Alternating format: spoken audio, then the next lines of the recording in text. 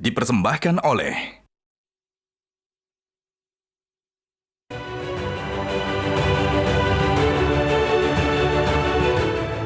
Selamat malam para pemirsa, ketemu lagi di Hot Room dengan saya, Hotman Paris. Heboh, laporan polisi terhadap Panji Gumilang di Mabes Polri telah naik ke tingkat penyidikan atas dugaan pelanggaran pasal 156 KUH pidana, yaitu penistaan agama dan juga penyebaran rasa kebencian berbau sara pasal 28 ayat 2 Undang-Undang ITE. Dan apakah benar ratusan rekening pribadi dari Panji Gumilang telah diblokir oleh PPATK atas dugaan pencucian uang? Namun, namanya juga Panji Gumilang tidak mau menyerah. Malah dia telah menggugat Majelis Ulama Indonesia dengan gugatan ganti rugi perbuatan melawan hukum, yaitu Rp1 untuk ganti rugi material dan 1 triliun untuk gugatan imaterial. Bagaimana akhir dari drama hukum ini? Inilah Hot Room, jeratan hukum Panji Gumilang. Nabi Muhammad juga sudah mendeklar Zalikal kitab la raib. Itu Nabi Muhammad yang mendeklar itu atas wahyu ilahi, bukan kalam Allah. Kalam Nabi Muhammad yang didapat daripada wahyu dari pusat peradaban di sini. Syekh mengucapkan, terserah mau difatwai oleh Majelis Ulama haram maupun makruh maupun halal, Majelis Ulama tidak punya hak.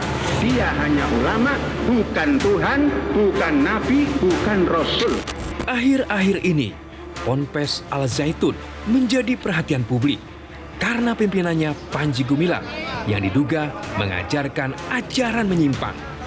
Panji Gumilang pun sudah diperiksa oleh polisi dan saat ini kasusnya dinaikkan menjadi penyidikan. Dan ketika melakukan gelar perkara, polisi menemukan tindak pidana baru, yakni dugaan ujaran kebencian. Selain itu, PPATK juga telah memblokir ratusan rekening milik Panji Gumilang setelah menerima laporan dari penyedia jasa keuangan terkait adanya laporan transaksi keuangan mencurigakan. Pemblokiran dilakukan dalam rangka analisis terkait dugaan tindak pidana pencucian uang. Lantas, bagaimana pemerintah menangani polemik Panji Gumilang? Mungkinkah penistaan agama yang dilakukan oleh Panji Gumilang dibuktikan? Langkah apa selanjutnya yang akan diambil oleh kepolisian? Dan bagaimanakah fatwa yang akan dikeluarkan oleh MUI terkait kasus ini? Sebelum debat panas ini, kopi kesayangan saya, white coffee, kopi luwak ini harus bikin saraf saya lebih kendur. Aduh, white coffee, kopi terenak benar. Oke, Pak Hendra Effendi, saudara adalah pengacara dari Panji Gumilang di Mabes Polri. Apa yang membuat klien Anda naik ke penyidikan dan tuduhannya? Saya dengar ada 2 tuduhan. Bisa dijelaskan secara singkat? Baik, Bang. Berkait dengan proses yang ada di kepolisian, tentunya kita mengedepankan tetap pada prinsip praduga tak bersalah. Pada awalnya penistaan agama, Bang. Mungkin dalam perkembangan ini dikembangkan, tapi menurut kami dari tim kuasa hukum, penistaan agama itu tidak ada sama sekali. Penistaan agama itu buktinya apa? Dikasih Mabes Polri.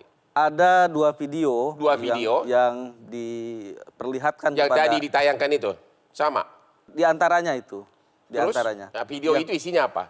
Yang pertama video itu isinya tentang Qola Rasulullah SAW fil Quranil Karim. Artinya? Nah, itu Rasul ya telah berkata dalam Al-Quran yang karim, yang mulia. Yang dianggap melanggar yang mana?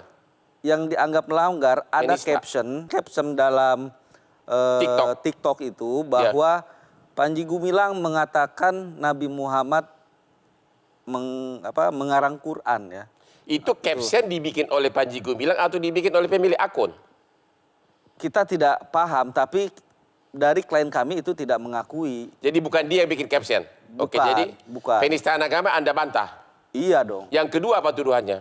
Baru 1, Bang. Yang kemarin waktu dalam pemeriksaan itu baru 1. Baru 1? Ya. Adapun mungkin setelah hasil gelar perkara, itu dikembangkan ke pasal ITE. Ya itu apa itu? Ya, Yang Anda dengar apa? ya, tentang penyebaran kebencian. Merujuk kepada tentang apanya kita belum paham. Penafsiran atau apa? Penafsiran kitab suci atau apa? Kalau konteksnya penafsiran, konteks dari persoalan yang hari ini menjadi persoalan hingar-bingar itu hanya pada tahap ruang lingkup penafsiran, Bang. Soal mengenai waktu sholat cewek cowok campur bagaimana? Itu benar nggak itu? Menurut kami hasil analisa itu tidak bermasalah. Cara itu tidak masuk ke dalam syarat membatalkan sholat.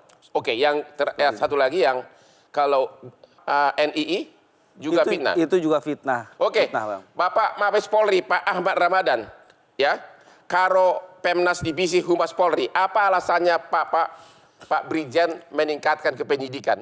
Bukti apa yang sudah dipenuhi? Pak Ramadan? Sebelumnya kita telah meminta keterangan para ahli.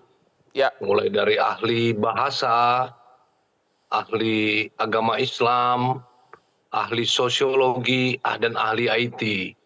Nah inilah yang diyakini oleh penyidik ada dugaan tindak pidana.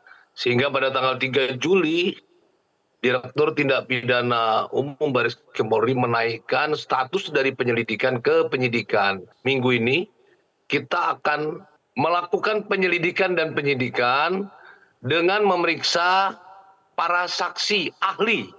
Ya. Kita akan dalami lagi, kita akan yakini, maka di tanggal 12 dan 13 ini kita melakukan pemeriksaan terhadap para ahli tersebut.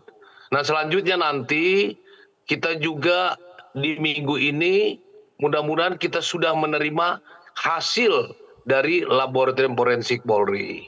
Bisa Bapak secara spesifik contoh apa penistaan agama 156A KUH pidana itu? Bisa nggak diuraikan? Yang mana itu? Bukti yang mana? Saya tidak menguraikan, namun apa barang bukti yang telah kita terima, ya seperti salah satunya adalah gambar-gambar atau video yang telah ditayangkan tadi. Jadi kami belum bisa menilai, yang menilai nanti Bang Hotman adalah para ahli. Penyidik tidak bisa menafsir. Terima kasih sementara ke Pak Insan Tanjung sebagai pelapor. Ini musuh Anda, ya. Apa bukti utama yang Anda laporkan sebagai dasar penistaan agama dan pasal-pasal lainnya? Iya, terima kasih Bang Hotman. Ya. Saya ingin menyampaikan bahwa saya tidak ujuk-ujuk datang ke Mabes Polri. Ya. Ini proses lama panjang yang saya coba kaji dan Ya. diskusikan dengan para ulama dan para ahli. Ya. Poin yang ingin saya sampaikan adalah pernyataan-pernyataan saudara Panji itu, saya pikir itu di ruang tertutup. Contoh gini, ketika dia bicara pada surat Al-Baqarah tentang zalikal kitabul la raiba, dia berhenti di situ. Nah, dia mengatakan bahwa Al-Quran itu adalah kalam Nabi Muhammad, bukan kalam Allah. Oke. Saya memberikan 15 video rekaman. Oke, 15 video, oke. Ketua Forum Advokat Pembela Pancasila, hebat Siap. banget Anda mengumpulkan bukti segitu banyak. Terus apa lagi? Iya, Apa jadi lagi? itu yang saya sampaikan ke Bang Hotman, Ya. bahwa ini bukan instan. Oke. Jadi kita ke Mabes Polri tanggal 23 Juni itu ada tahapan sebelumnya yang kita kaji. Jadi gini Bang, yang Abang juga harus tahu, itu eskalasi naik pada waktu itu. Ya. Ada demo, ada apa, ada dapat-dapan. Saya ingin katakan, kalau kita biarkan ini nggak diselesaikan secara hukum, ini Ya. benturan. Oke. Nah, dan terbukti, setelah kita coba tarik ke ranah hukum, ini kan mulai mereda. Oke. Orang ingin melihat perkembangannya sejauh mana kemudian polisi bekerja. Oke. Nah, kemudian poin saya adalah, sebetulnya banyak orang mengatakan ini penafsirannya saudara Panji, atau kemudian keyakinan dia, atau kemudian yang diamalkan di Al-Zaitun. Apakah penafsiran boleh dipidana? Bukan penafsiran. Jadi gini, kalau itu dikatakan bahwa ucapannya itu sebagai sebuah keyakinan dia, Ya. dan dia simpan dalam hatinya, itu buat kami nggak ada masalah. Ya, karena Bang Hotman. pikiran apapun nggak boleh dihukum di otak kita. Nggak boleh ya? dihukum. Ya. Tapi ketika dia lontarkan ke publik, membuat huru hara massa, Ya, ya. nah dan 156 itu bilang begitu. Ya. Ketika orang sudah mulai merespon, jadi gejolak di situ, disitulah saudara Panji terjebak sebetulnya. Ini pengacaranya harus tahu. Oke. Konteksnya bukan keyakinan dia. Artinya bahwa apa yang di pikiran kita itu tidak boleh dipidana. Tapi kalau sudah disebarkan, oke. Siap, Bang. Kita istirahat dulu, ketemu lagi setelah yang berikut ini.